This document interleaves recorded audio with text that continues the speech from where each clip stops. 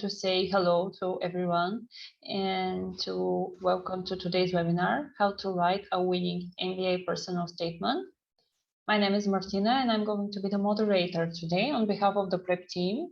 Our speaker today is Sergey Kouk. He is a senior coach at AdmitMaster. That's one of the leading boutique test preparation, admissions consulting, and career coaching companies in North America.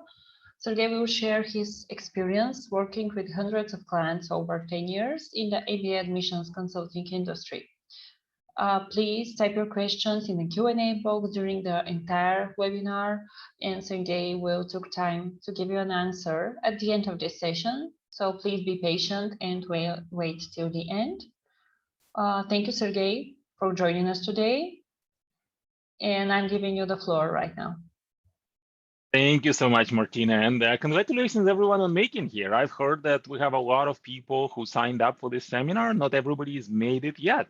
And I do a lot of, like Martina said, I work personally with hundreds of people through MBA applications and literally over 10,000 people through the GMAT prep, as well as MBA applications over my 12 years in this industry. And when I speak with people, I usually hear these questions. So let me show you some of the questions that might be on your mind, what I usually hear. And I would also really very highly encourage you to participate, because I can give you information that I think is relevant to you. But if you can tell me in the chat box what's really on your mind or in the Q&A, then we'll make sure that we address these questions. So here's what I usually hear. What's the minimum GMAT at this school? I'm thinking of going to this school. What is the minimum GMAT? I also hear a lot when it comes to MBA applications, how do I really answer these essays questions? I also hear a lot, do I have a chance of getting in? And what about my low GPA? And can I get a scholarship? These are the questions I usually hear. Now, throughout the seminar today, I want to address these questions, but I also want to turn the application a little bit on its head and share with you that in my personal opinion, these questions are not relevant. Instead, and that's why I really want to congratulate you here for coming today, because many people who registered for this seminar but didn't come, they're going to keep seeking answers to these questions. And these are not the questions you want to answer. See, very often when we look for answers, the quality of the question is going to determine the quality of an answer. You may have heard the quote from Albert Einstein that if he was given a problem that his whole life would depend on, and he was given an hour to solve that problem, he would be spending the first 55 minutes formulating the problem and the last 5 minutes actually solving it. So if we can really understand how the application process works and what are the steps we need to take and what the business schools are really looking for, then we're going to be so much better equipped in preparing our application, and we wouldn't be trying to answer these questions, essentially plugging in some holes, but we are going to have a really well-rounded, holistic application. So let's get things straight. Getting into an MBA program is about answering two very important questions. Question number one, how do I choose the best MBA program for me? And question number two, how does the best MBA program choose me? As long as you are able to answer these two questions, you are going to have a successful application. Now, let's address the first question first, because believe it or not, this is a more important question. Because the only thing that's worse than not getting into the school that you really want to go is getting into a school that you hate.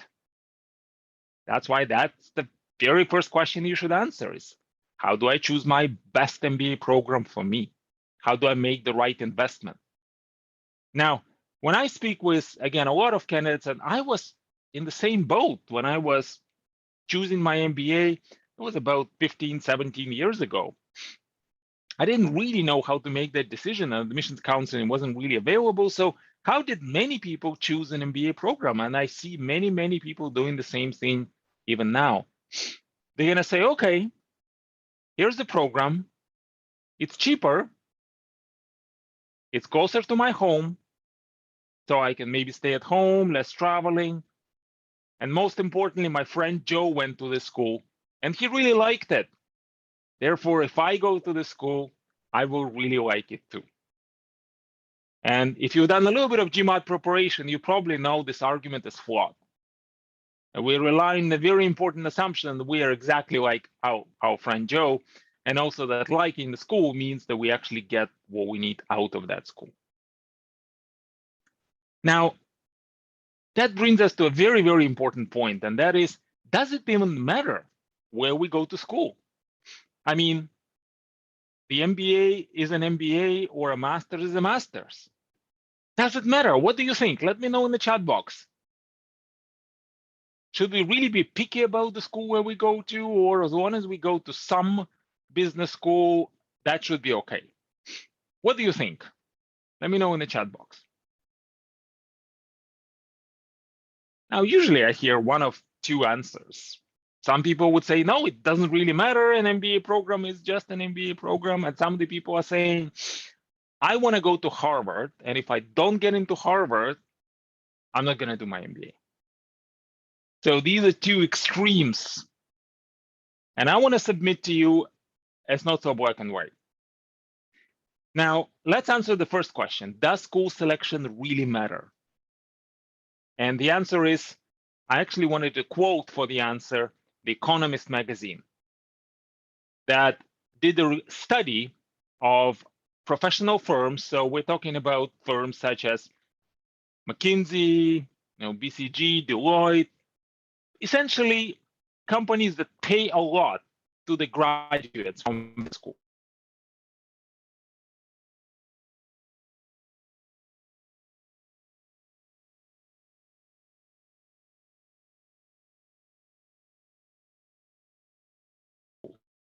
To a company and make $250,000 a year.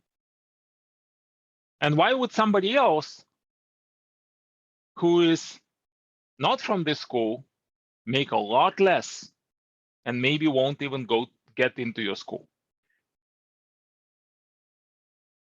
And here's what they found. They found that it's not really about what they've learned in school, but it is so much more about the selection process. Did the school do a good job picking the best candidates? So if I'm a recruiter and I'm about to go and find the best people for my company, if I go to a school that's very selective and I interview the candidates from this school, then I know they are already really good. And I just have to pick the best of the best. Now, if I go to a school that's not necessarily that selective, then perhaps I might find a good candidate, but maybe not. So that is why, and we'll talk in a moment, what is it that you're actually getting in return from selecting the school? But it is really all about choosing the right school for you, and we'll talk about how. Because it's not really about getting into any school or getting into Harvard. It's about getting the school that is a perfect fit. It is about getting the school that's going to get you to where you really need to be. Now, there's probably multiple schools that can help you get to where you really need to be. There could be schools that can help you get there faster. Imagine, and I'll have an analogy, so I'm going to give you an analogy. Let's imagine my career is a journey, and I need to get from point A to point B in my journey. Say you're in Europe, and you need to get, let's say, from Sofia to Paris. Well, I have different ways to get there. I can walk, I can take a train, I can take an airplane, or I can drive. So in our career, if we have a certain goal, if we have a certain objective, if we have a certain dream, we can get there. Perhaps if we don't do an MBA, if we just stay with our bachelor's degree, then that's kind of be like walking. Maybe we'll get there, but maybe we'll retire earlier. Maybe by the time we get there, we'll be 100 years old. So it's not going to be enough time in our career.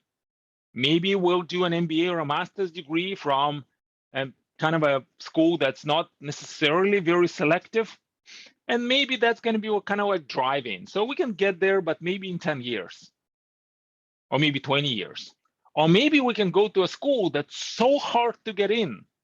You may have heard about schools being selective.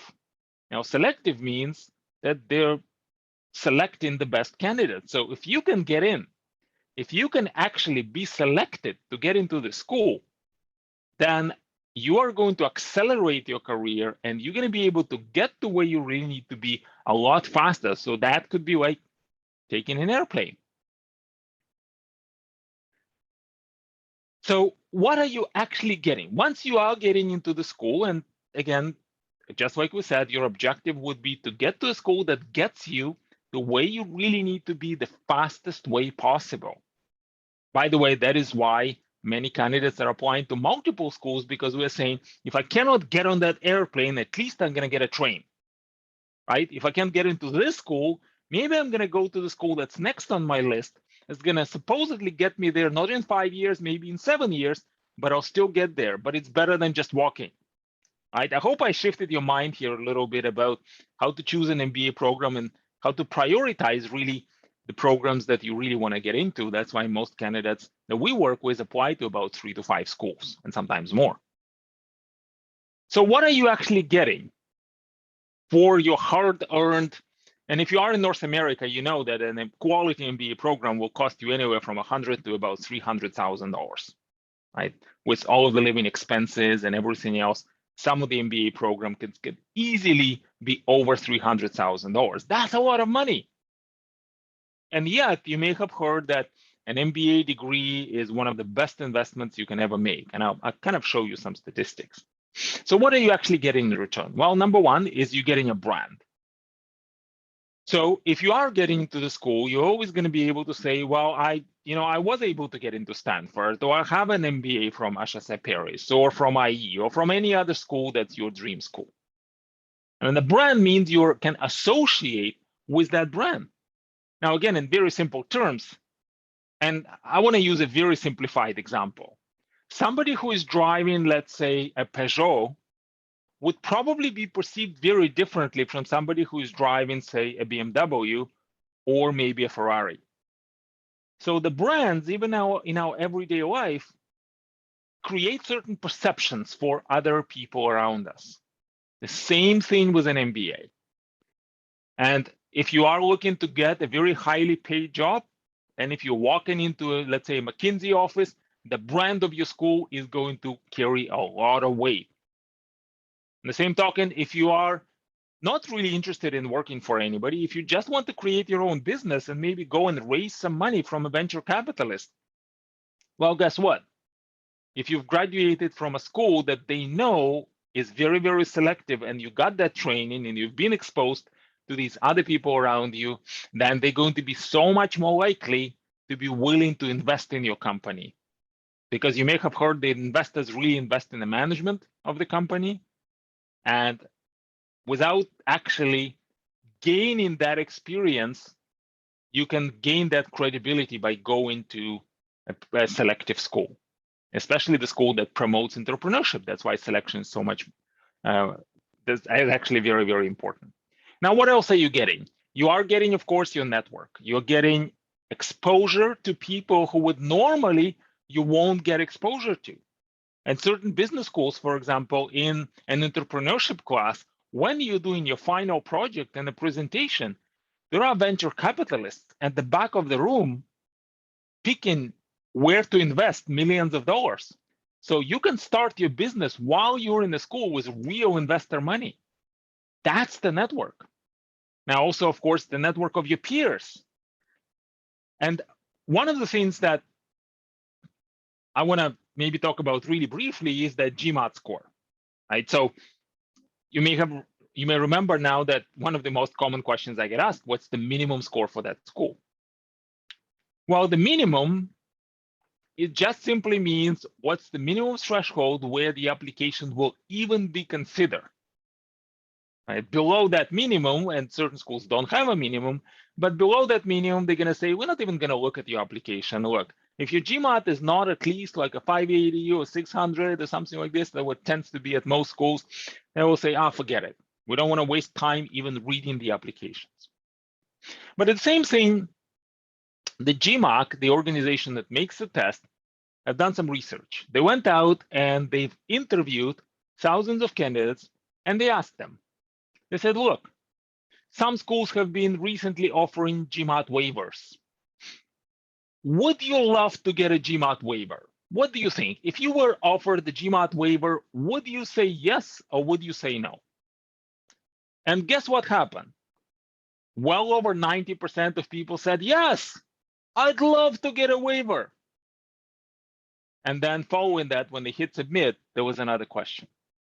And the question was, if everybody else at that school got a GMAT waiver, would you still go to that school? And guess what? Over 90% of people said they will no longer apply to that school if they knew that everybody else would get a waiver. See, because we want sometimes to be treated exceptionally, but we don't want anybody else to be treated exceptionally, because then the standards get lower. Then the network isn't as strong. If I'm going to go to the school and spend 2 years of my life, I want to build networks with good people, the people that I can call upon later, the people who are going to help me find a job, start a company, get some financing. That's the network that I want. So I want the school selection to be tough, because if it's not tough, then who am I going to have a class? If I'm the best person in the class, then what quality of a network will I have? If I'm the worst person in the class, if everybody else is better than me, wow, that's amazing. Then they're pulling me up. So that is why, again, when many people are applying to business schools, they're like, what's the easiest school to get in? And I usually suggest pick the hardest school to get in. Work hard, be smart, but work hard to get into that school. And if you are like the last person they admitted, that's the best thing you can do for your career, because you're going to learn from everybody else. And of course, what you learn in the school is the skills. Now you're going to learn a variety of different skills. Especially with an MBA program, it isn't really about acquiring knowledge. And the master's program is the same. We acquired a lot of knowledge in our high school. How much of it are we really using today? So we go into a business school to actually learn how to run the business. And even if you're doing marketing, you're learning how to do marketing, how to do accounting, how to do finance. So these are still very applied disciplines. And that's why a lot of business schools will use cases or real world scenarios. Now, if you are going for an MBA program, then in addition to a lot of technical skills, you're also developing a lot of leadership skills. That's the main difference between the master's and an MBA program, is that your leadership skills in the MBA program are going to be so much more advanced than in a master's program, because the master's is usually for people who don't really have a lot of experience yet. So they need to develop those technical skills, prove themselves, and then perhaps they can grow up the corporate ladder. Whereas if you are going after an MBA, which most people do after about 3 to 5 years of work experience, then at that time you are ready to lead other people. So it's time to give your leadership skills a boost as well. Now, in terms of the things that you're getting, I would actually argue that your priority should be in this order. So it's really the brand and the selection of the school should really come first, and the quality of the network should come second, and we'll talk about how you actually assess it. And the skills you learn, they're going to be very similar in pretty much any school. As long as you have good professors and the good peers, you're going to develop those skills. So what do you think? I think that already makes it for a really good investment. And if you make this investment fairly early in your career, you are going to get a lot of returns, because you have a lot of run left in your career before you retire. But what else can you get? Well, you get certain opportunities with an MBA program. First of all, you can switch careers, or a master's program. You can switch careers, you can move up and grow your salary faster. If you love what you're doing, you don't have to wait for your 30-year-old boss to retire. You can become a boss of your boss. just do an MBA. And if the boss of your boss is also 30 years old, then you can just go for and work for another company and become a boss there. And of course, you can travel. Well, right now the world is slowly reopening. So by the time that you are probably going to start your MBA or master's program, there's going to be a great opportunity for you to go and explore other places. When I did my MBA, and I did my MBA in Canada, I did an exchange program for one term in Thailand. I wouldn't have probably just gone to live for 3 months in Taiwan had I not done my MBA. And for me, there was a reason to do my MBA in Canada, but look, if you've been in a certain country for a very long time, you can go and do your MBA somewhere else and then come back as long as it's a good school. So speaking again about, what's a good school and what's the right school for me? Now, how do I choose? And this is actually very important in building your personal statement, and we're going to connect everything together. I am going to give you the exact step-by-step plan of how you can build your personal statement. And it's not just going to be answering the essay question. So here's what you can do. You could say, okay, I'm about to invest a lot of time and money into a school. So do I see myself as this school being a good fit? And here's how I can decide that. First of all, I can look at the career path of past graduates. So I can either go to the school and say, let me talk to people who went to your school, or let me talk to people who are now currently in your school. I can also just ask around and maybe go through my LinkedIn profile so that I can actually see, okay, do people in this school achieve the goals that I want to achieve? Do I see myself doing what these people are doing after they graduate? And this is very important. Of course, reputation rankings, very important. Now, the rankings is something that you can go through, and we'll talk about rankings just in a moment. Of course, geographic location. If you are, let's say, in Europe and you are interested in working in Canada, then doing an MBA in Canada is a great choice. And program structure, there are many different program structures. There's 1 year, there's 2 year, there's executive MBA program, there's a part-time MBA program. Then, of course, tuition. Now, we'll talk about this in a moment, but many schools will help you figure out how to pay for the school. So don't necessarily let this stop you. Try to get into, I usually tell to my clients, if you can get into Harvard, you'll find a way to pay for it. The problem is not paying for it, the problem is getting in, because there's a very clear return on investment. Who's in your class? Certain programs, especially in Europe, are very international. Certain programs in other parts of the world, like maybe even in the United States, are much more homogeneous. So a lot of people are going to be from the United States. So again, choose whom you want to be in the school with. How strong is the alumni network? Try to get in touch with people who went to that school and see if they're friendly, if they're willing to help. And you'll be surprised that at certain good schools, the alumni are not as forthcoming. But some of the other schools, they just want to hug you the moment they hear that you're going to go to the school. So do your research. This is very important, and think long term, because your investment is going to pay back, but maybe not necessarily immediately.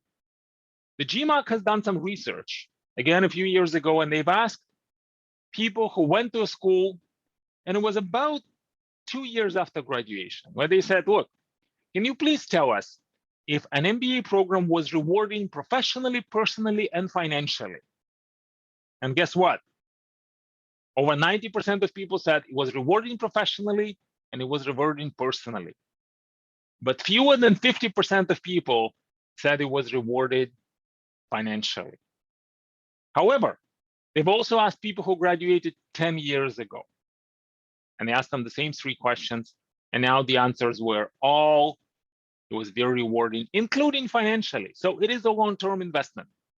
And I'll show you what it actually looks like. It's gonna blow your mind. Now, speaking about rankings, what do you really wanna do? And I don't really wanna spend too much time on going through the rankings, because you all might be looking for different things in the rankings. Now, many people, when they look at the rankings, look at this. They just say, what's the number 1?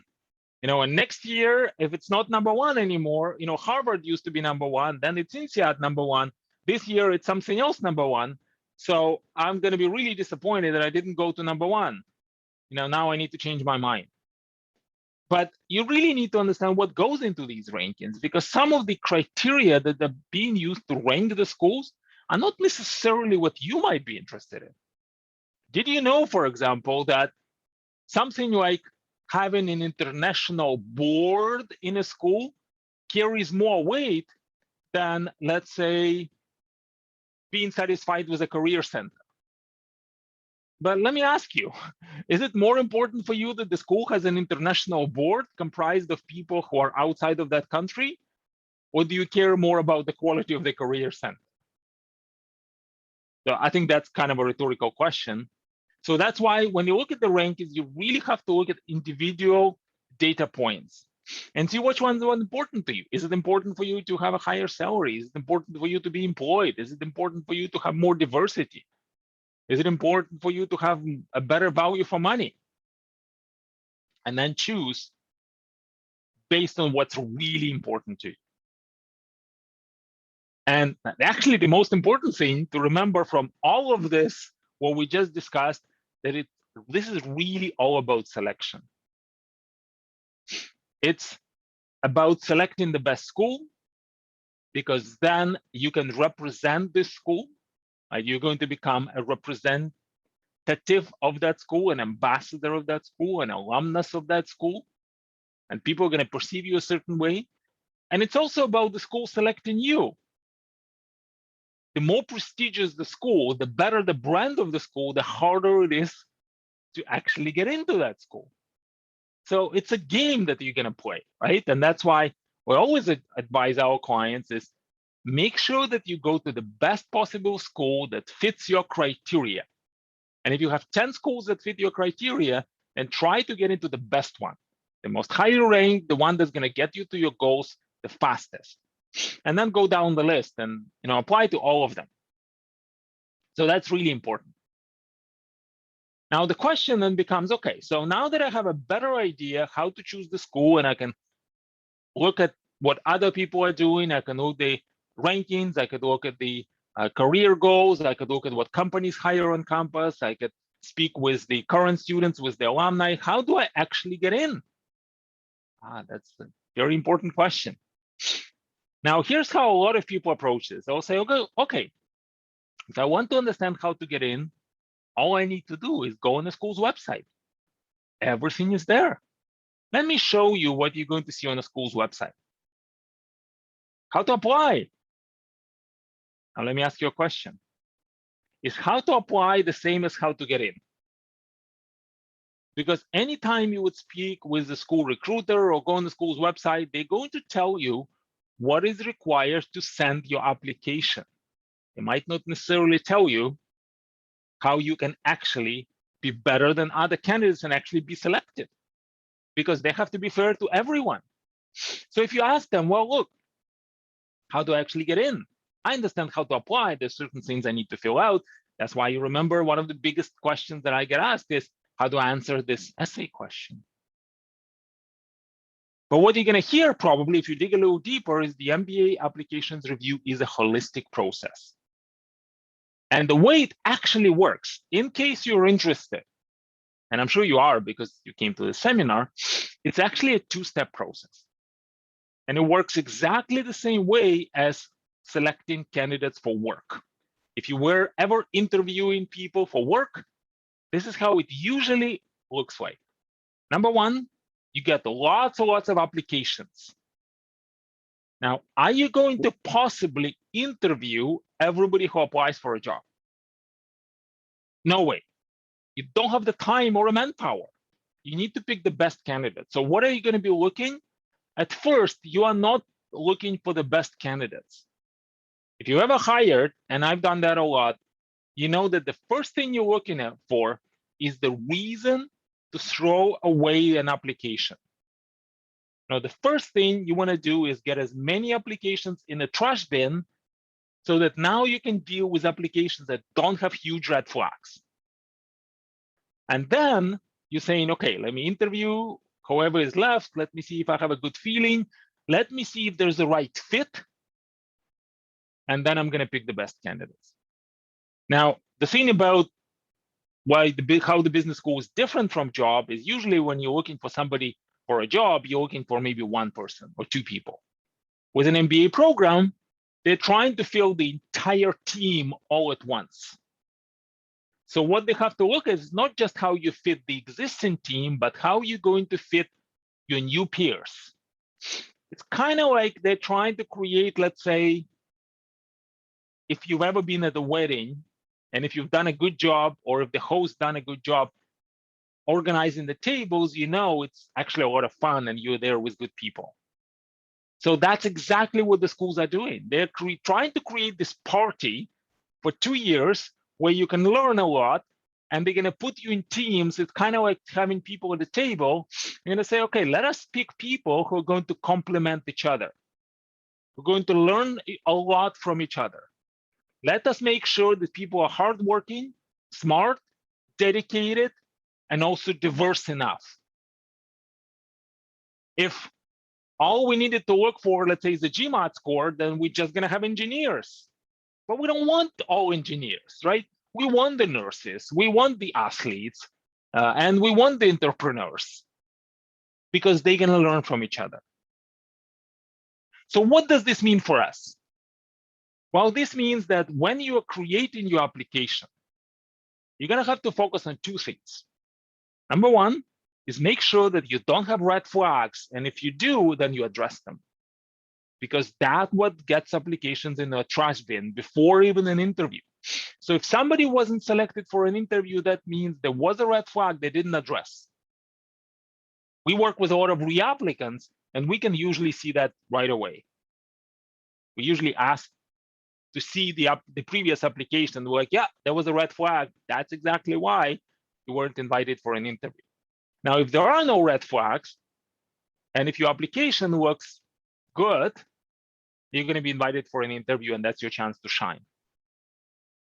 And the second part is, of course, you need to make sure that you demonstrate what's so special about you, what's so outstanding. Because if your application is simply good and doesn't have red flags, you might not be selected, especially if everybody else has something interesting about them. For example, our office is actually very close to the Rotman School of Management in downtown Toronto. And if you are applying to Rotman, there's one essay, and the essay says, please describe your spike factor. That's the essay, right? How to answer this question. What do I talk about? Well, they've done a really good job, because they're telling you exactly what every business school wants to see. They want to see what's special about you, what's so outstanding. You know, wow us. Tell us something exciting. We want to talk about you at the coffee table, at the coffee machine. We want to talk about these candidates. And a lot of our candidates get into business schools, and I still hear we have really good relations with many business schools. I still hear that some of them have finished their MBA 4 or 5 years ago, and I still hear, wow, Natalie, you remember Natalie? She did amazing. I remember Mo, you remember John. That's the feeling that you want them to have. So how do they actually go through this? Now, of course, the feeling is one thing, but they probably have a certain system to assess application. So here's how they would actually do this. Here's how this holistic process works. They're going to look at 3 buckets. Bucket number 1, they're going to look at your academic accomplishments that predict how well you're going to do in school. Bucket number 2, they're going to look at what have you done so far for work or for other areas of your life that makes you an interesting candidate. And number 3, they look at your potential. So when it comes to academics, what exactly are they looking for?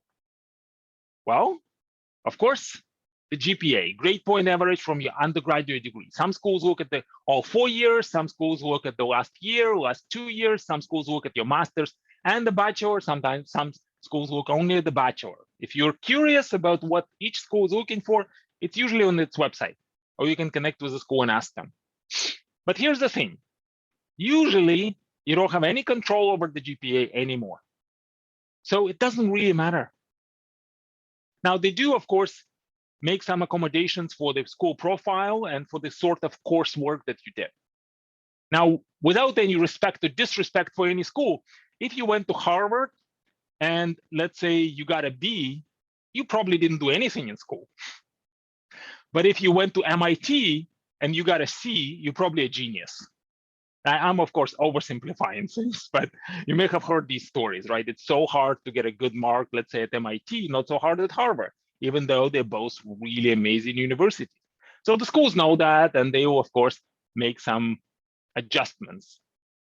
Now, none of it's within your control anymore, unless you're still in high school and you're thinking about where I'm going to go for school.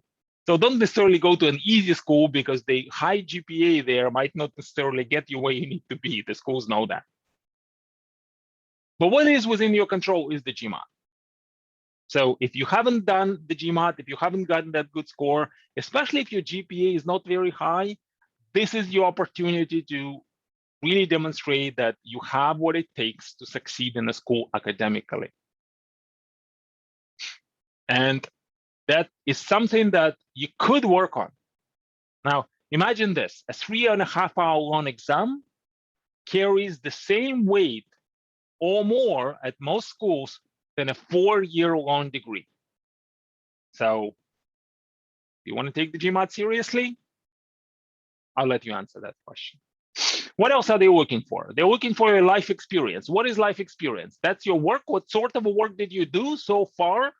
Did you demonstrate any career growth, and did you do anything outside the work? Did you have any community involvement? Did you have any volunteer work? Are you the person that's just all about work, just all about money, or are you the person who really wants to be a leader and make the world a better place? They are looking for all of that. By the way, thanks for throwing in questions in the Q&A box. I will absolutely make sure we address them before we close for today. Now, what else are they looking for? They're saying, okay, this is what this person did. This is the sorts of academics that this person can demonstrate. This is the life experience so far, but where is this person going?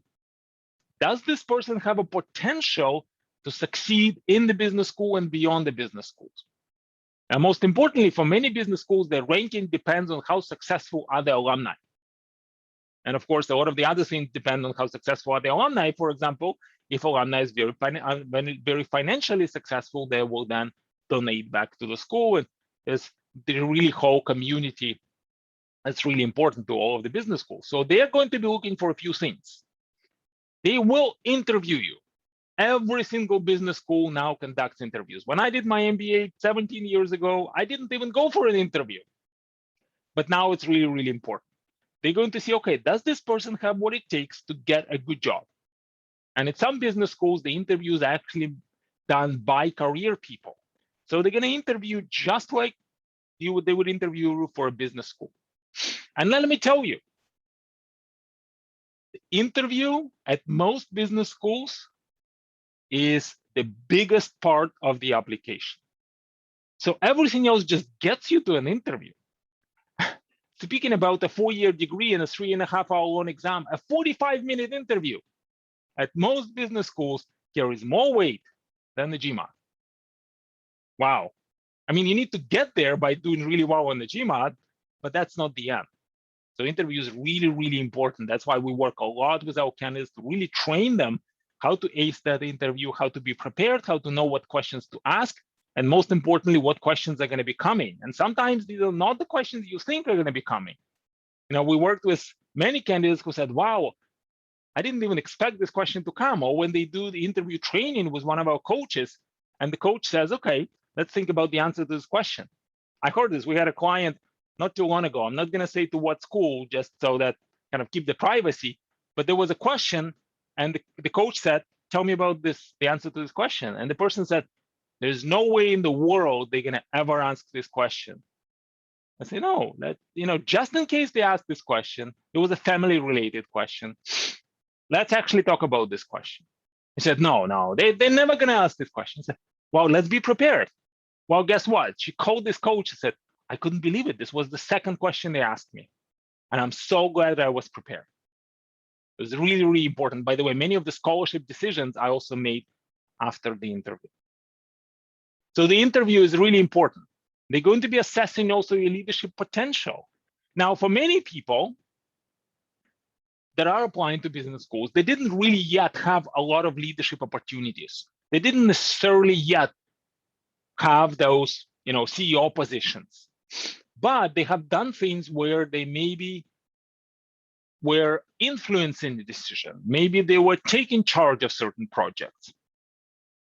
And that demonstrates that they could really become a future leader. If you speak with almost any business school, they'll tell you we're looking for future leaders. That's exactly what you want to demonstrate. Of course, in your personal statements and everything else. And then finally, the fit. Are you the right fit with this school? Do you understand the school's culture? There are two major schools, for example, in Toronto, the University of Toronto and York University. While they're both in Toronto, they're both major schools, they're both fairly highly ranked. The cultures of these schools couldn't be different.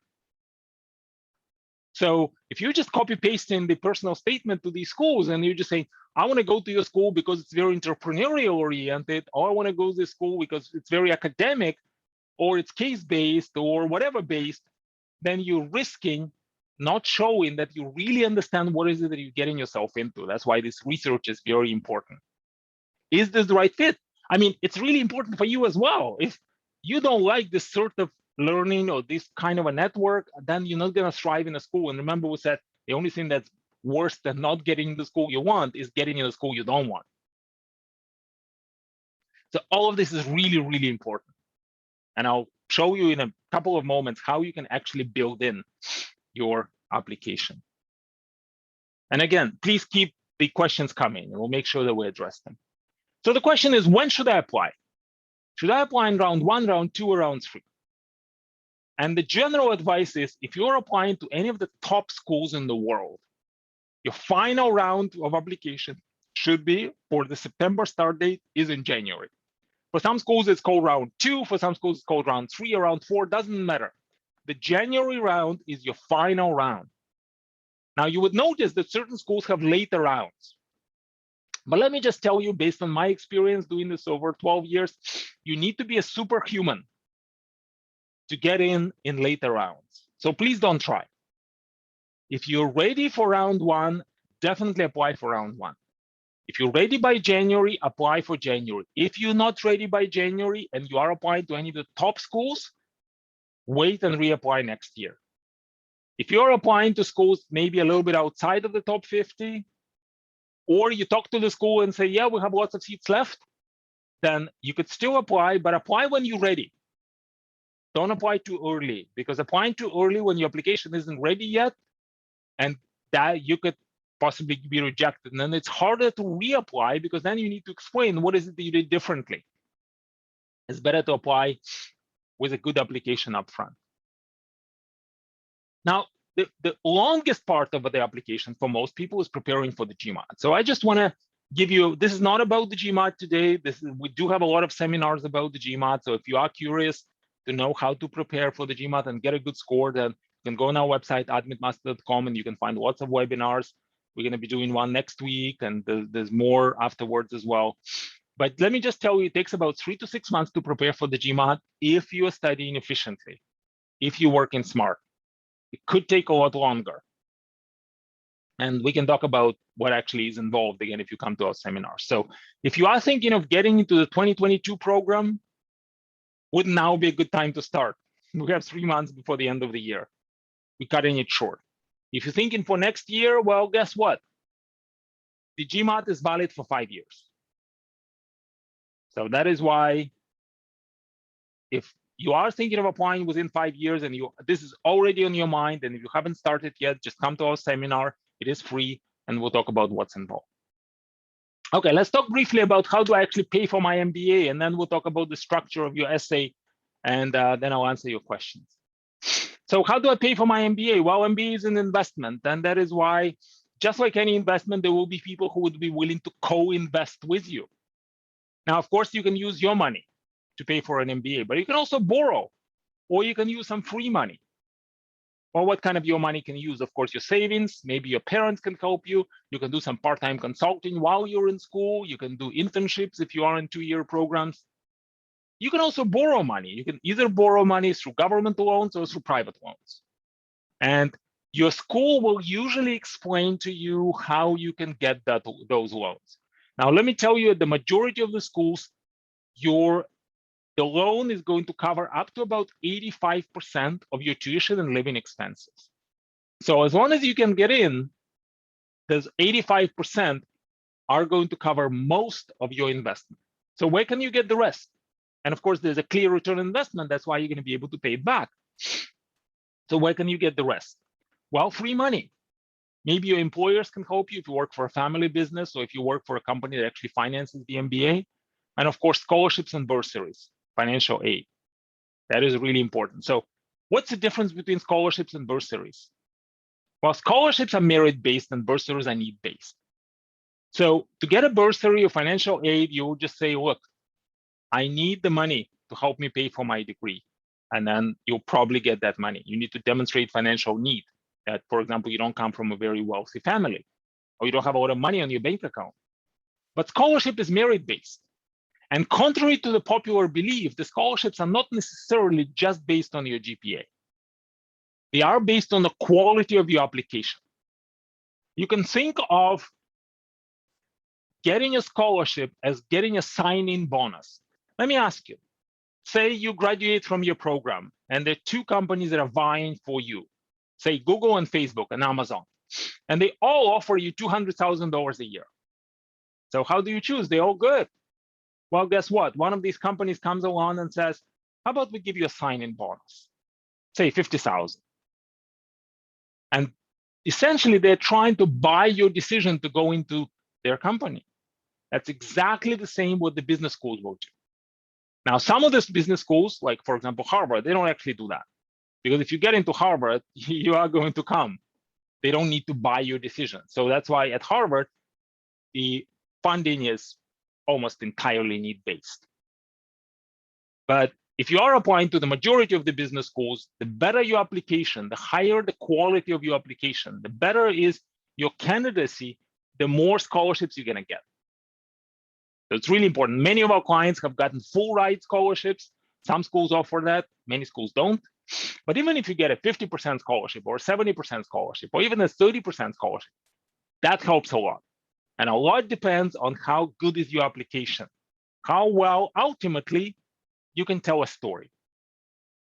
So you are going to be drafting those personal statements. And essentially in those personal statements, you're going to be telling a story. Now, how do you actually do this? How do we actually navigate this process? Well, let me tell you, just like with almost anything in life, there are different ways to do this.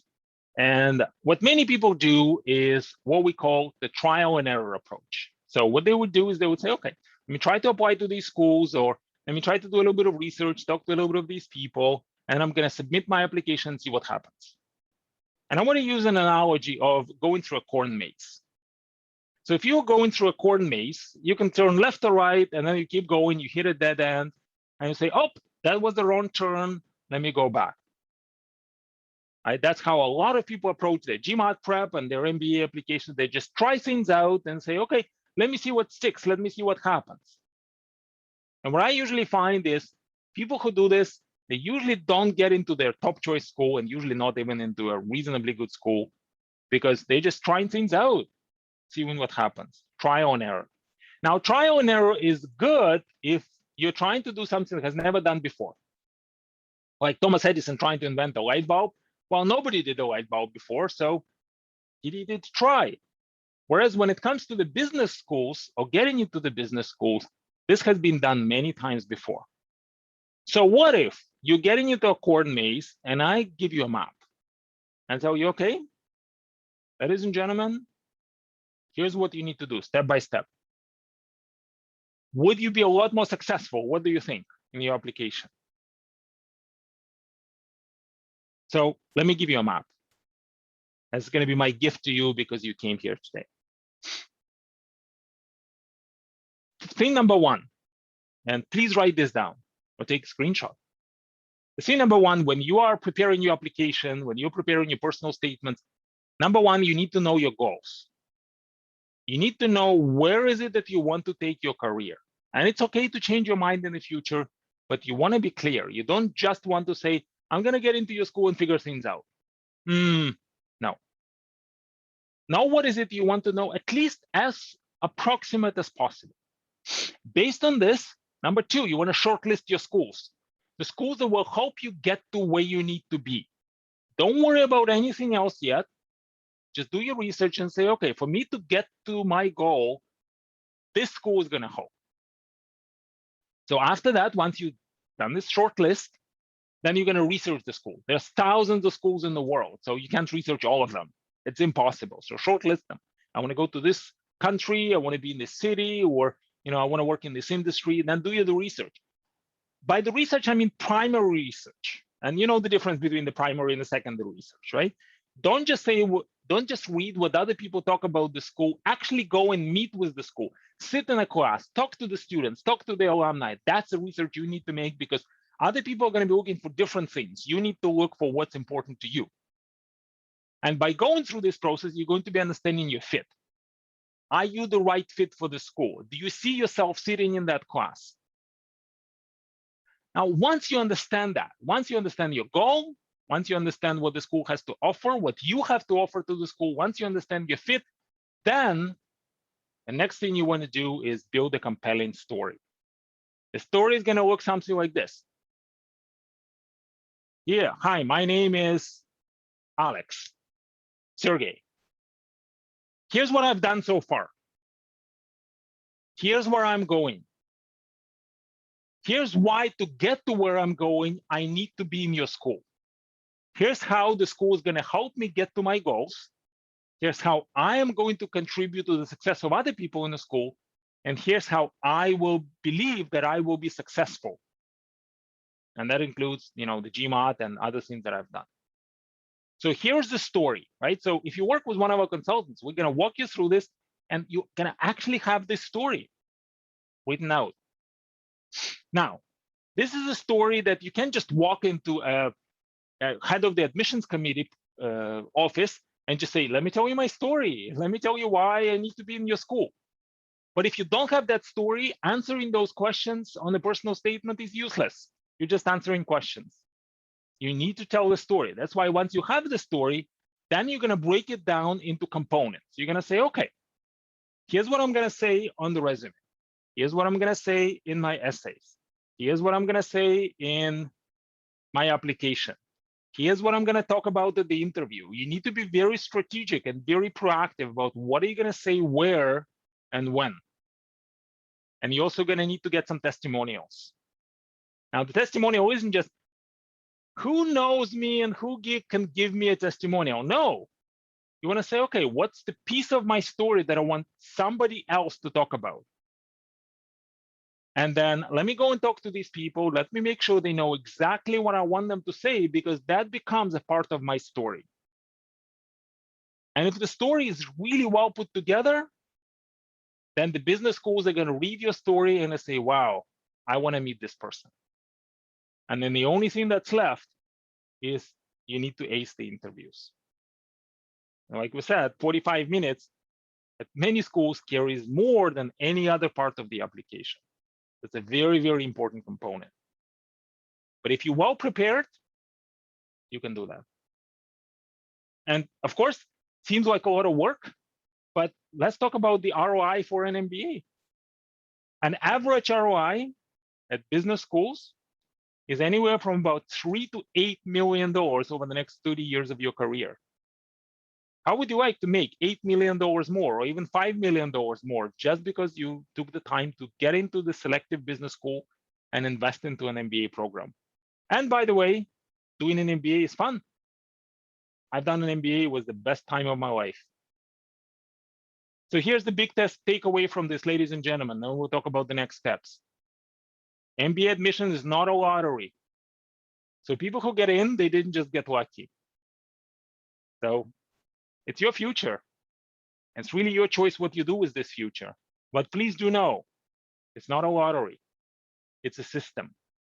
You just need to build up your profile and be very strategic about how you prepare the application. Now, There's certain things, like we said, you're going to have to do by yourself. You're going to have to do lots of research and everything else. But you know what? You wouldn't cut your own hair, so why prepare your own applications? This is a tricky process, and the decision is yes or no. So very often, you don't really have time or an opportunity to go back and say, let me change a couple of things here. Let me see if that's going to stick. It's a lot of time and a lot of effort, and sometimes you have to wait a year. So if you want to maximize your chances of getting in, then working with a professional admissions consultant is usually a smart choice. Now, this is not cheap, and here at AdmitMaster, our rates are a lot more affordable than the majority of other companies. We are a smaller company, kind of a medium-sized company. We really care about the success of all of our clients. And our consultants are all members of former members of admissions committees. And by the way, we're doing a lot of workshops about the MBA applications as well. So let us guide you through the process so you don't make those very costly mistakes. And then 10 years from now, you, of course, not going to remember this, a few $1,000s that perhaps you paid, or a few $100s that you paid for an application, but you will remember that you got into the best school. And most importantly, look, you are at the beginning of a very tricky process and a very important process, but many people have already gone through this process, and many people have been successful. So you just need to follow their footsteps. It has been done before, it could be done. You just have to be smart about the decisions you make. And ultimately, it's all worth it. I remember this is one of our clients who actually became a good personal friend. He was kind of a little hesitating when he got a score of 760, and he asked me, Sergey, what can I do with this amazing GMAT score? I said, well, look, why don't we try to apply to some of the best schools in the world? And we helped him apply and get into INSEAD. And he said, well, I don't know if it's going to be any different than going to any other school. And then he actually wrote this post on Facebook, and with your permission, can I please share it? And he said, absolutely. He said, this was the best decision I've ever made in my life. That people told me, oh, some grandiose statements. And he said, this is all true. I just couldn't imagine myself not doing this. Now, of course, he decided to go to INSEAD, but your decision might be different. So ladies and gentlemen, like I mentioned, I'm privileged to personally have worked with over 10,000 people. And I can tell you, most people who fail to achieve their goals in life is not because they cannot do this, but because they're not committed enough. So if you are committed, I'd like to invite you to really take the next steps. And what are the next steps, actually? Let me show you the next steps. There are a lot of different free resources that you can use. And then I'm going to answer your questions.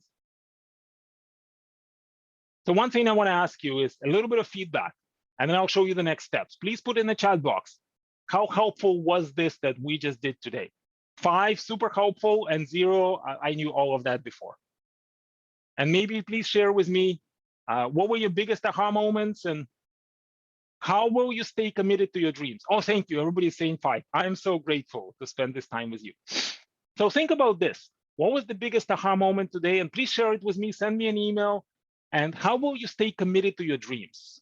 Because if you allow me to be, maybe just for a few moments, your coach, then I'd really love to invite you to think about what will help you stay committed.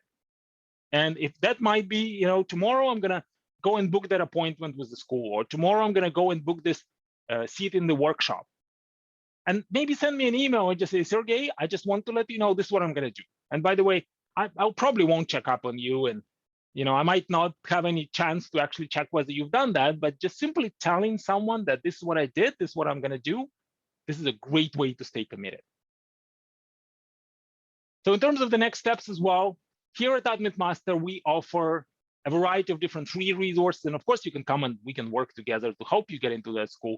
So over the next few weeks, we're going to be offering MBA application seminars. So it's going to be seminars about other topics as well, how to ace the interview. They're going to be seminars about digging a little bit deeper into what the schools are looking for. If you go on our website, admitmaster.com, you're going to find the links to these seminars, and they're usually during lunchtime and in the evening Eastern time.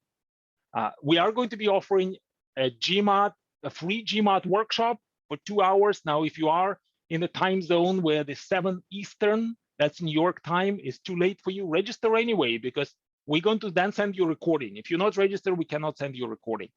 It all goes automatically. You can go and take a free mock exam if you haven't done the GMAT yet. And if you are really the kind of person who says, look, I need a good GMAT score, boy, maybe my GPA wasn't high, or just want to go to the best school, and go and check our virtual classes. We have clients from all over the world right now taking our classes, and they're a lot of fun. They take 6 weeks, and then we'll give you a plan to get your 700 plus score. So let's talk about some questions. I'm just going to go in order. I know what I want to be unimaginative here. What should be an MBA personal statement? What should an MBA personal statement include, except the story about previous work experience and why I pursued the MBA degree? Should I mention something else? Well, see, remember that we talked about the personal story, and the story is really, where have I been before? What do I want to do? What are my goals? And how the school is going to help me, and how I can help others. And that's really the core of the story. Sometimes the schools will ask you something like, tell me about your biggest challenge. Sometimes the school will ask, tell me about your spike factor. Everything you're going to say is going to be presented through the filter of your story. So if you need to, let's say in your story, you talk about how you didn't really have a very strong work experience, but you were an athlete. And that's why you believe you're going to be really good at leadership, because you are a real team player. Well, maybe then in a spike factor essay, you're going to talk about how your team won multiple championships. Or maybe in your biggest challenge, you're going to talk about how you got into the school and how the coach originally rejected you, but you really wanted to be on that team. And you really worked hard, and you came a year later and you proved that you can be on the team, and then you became one of the best team players. Now, you see what the idea is? It's really all about, here's my story from start to finish, from where I was before to where I'm going, and how the school fits. And then everything I say, whatever they ask me, I'm kind of like, if you watched any political debates, usually a person, like a politician who's trying to be elected, has an agenda. And then whatever they get asked, they need to make sure they talk about the agenda. The same thing you're doing here. You have a certain agenda, and you're trying to talk about what you really want them to hear. All right, there's the next question. How long should my personal statement be? 2 to 3 pages length enough? Oh, that's a really good question. Usually most business schools will actually say what length is the personal statement going to need to be. And you just must meet those lengths. Now, very often it's going to be something like 250 words or 500 words. Well, guess what? The first time you write that draft, it's probably going to be like 2,000 words. And it's much harder to cut it down to 500, right? You may have heard the quote from Winston Churchill, who said, after a four-hour-long speech, he said, I really apologize that I kept you here for 4 hours. I wasn't prepared today. So it's much harder to say things concisely, but this is very, very important. Now, if the school does not say how long should be the essay, here's what you can do. Go to the school, go to the recruiter. It's a really good idea to build those relationships anyway. And I know that you joined here through Unimi Prep, and many of the Access MBA events, Access Masters events, will put you in front of the business schools. Or, if you can't wait, or your school is not there, just go and talk to them directly. And this is how you can actually ask them. And if they say, well, it could be anything, then you generally want to try to fit in 1 page. Because if it's too long, they're probably not going to read it. Remember, they're humans. Or maybe they'll read it and they'll lose their focus. But generally, the good idea is to ask. What should I do if it's hard for me to fit between 700 to 1,000 words? Are they going to punish me for this? Yeah, there's another really good question. Well, again, see, they might not read anymore.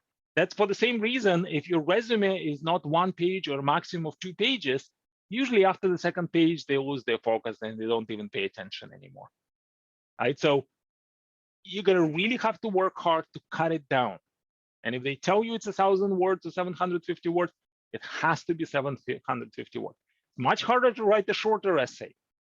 Now, that's why sometimes it's good for other people to read your essays, and if you can't, if it's not practical for you to work with a professional admissions coach, and just get somebody else to read your essays. But of course, working with a coach that has been on the inside. I mean, for example, our admissions coaches, and I mean, I think we have the best coaches in the world. Of course, the other companies will say the same thing.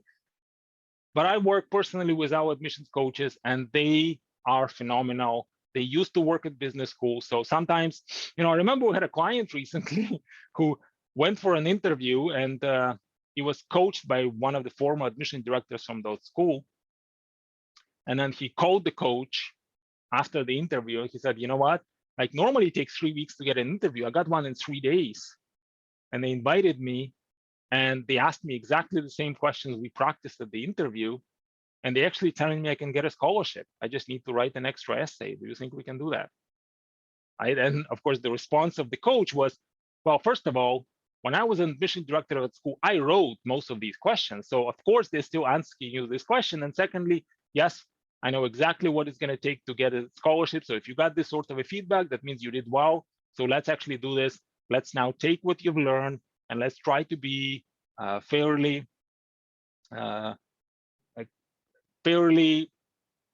ambitious about the sort of things that we want to do. So then you get a little bit of a feedback, and you feed it back in. Right? Sometimes, depending on how strong is your profile, we can try to be a little more ambitious and try to press for trying to get you a higher scholarship. So if you would like to work with one of our coaches, just send me what you got and we can talk. If it's not practical, then please try to talk about what's really important, right? The same thing on the resume. I usually, when I do a lot of one-on-one consultations, by the way, you're welcome to book a one-on-one consultation on our website, admitmaster.com. There's a button to book a one-on-one consultation.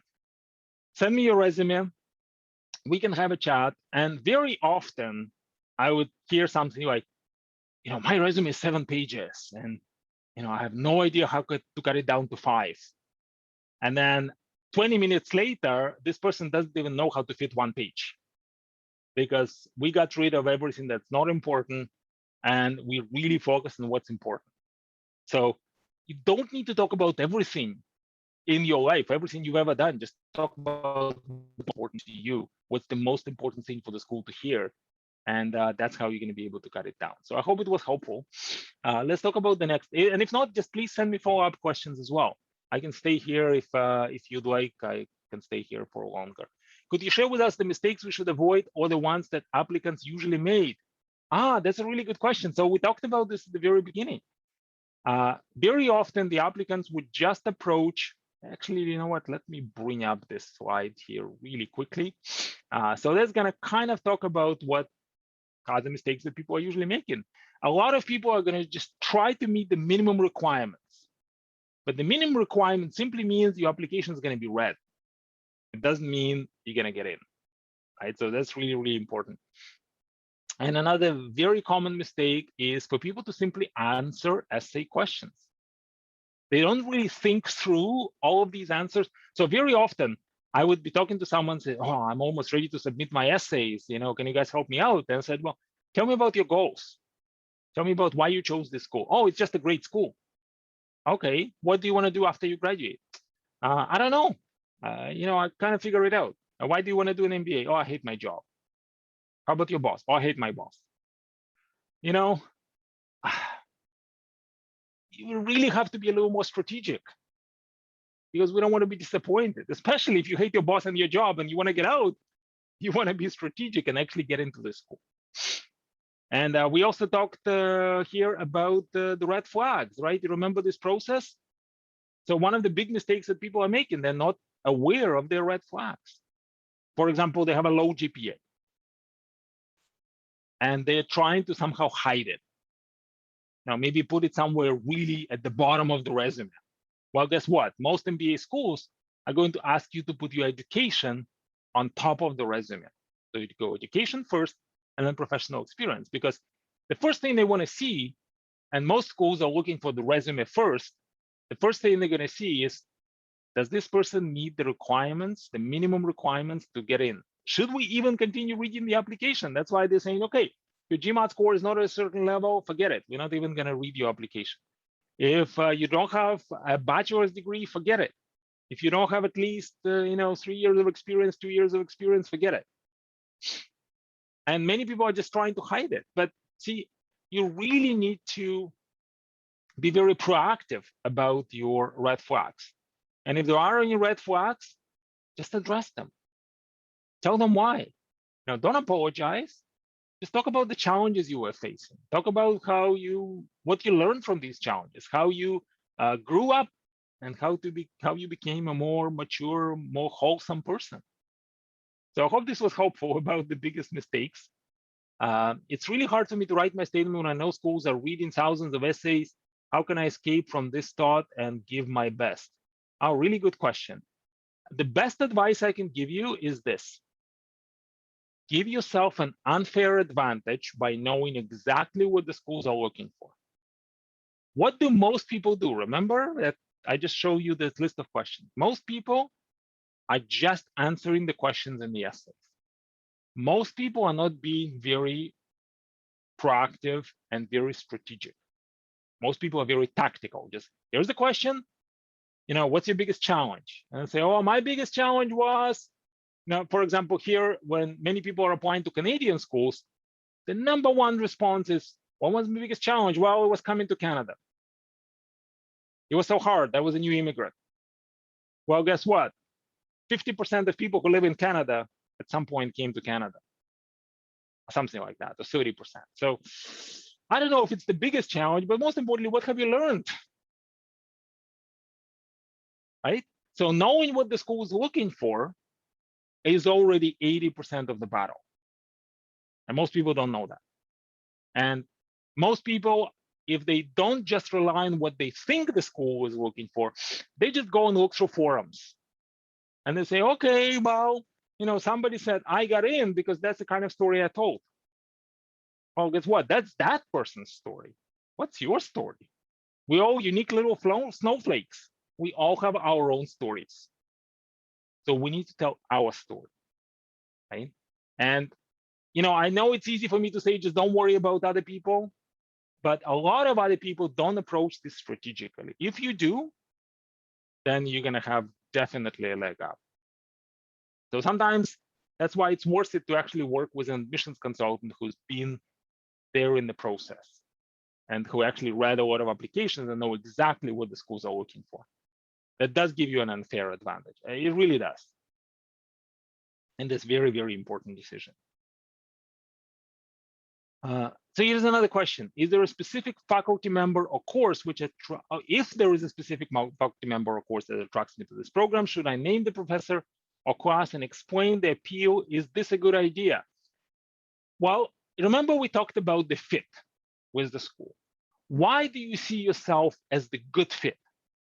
That's why you need to do the research. And like we said, it's primary research. So you need to actually go to the school and say, what is important for me?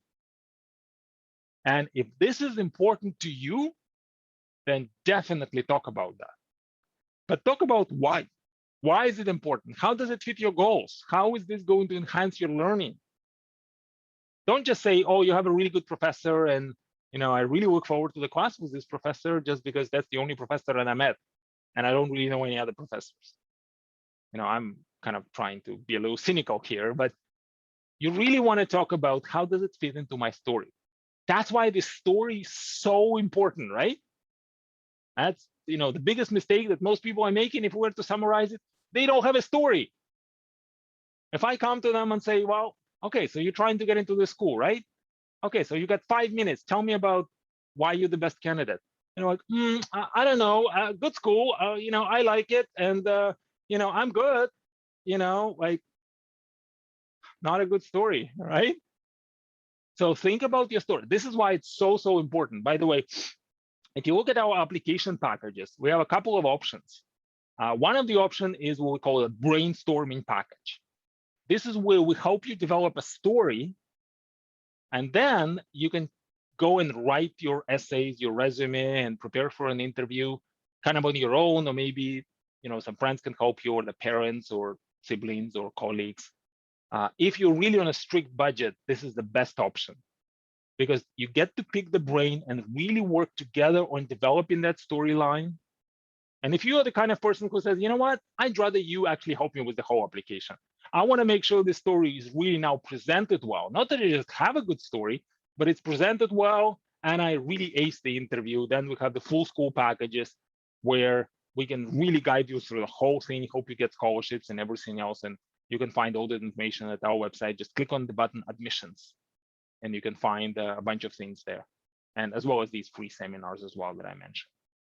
But as a minimum, if you're not comfortable building the story, it's a really good investment.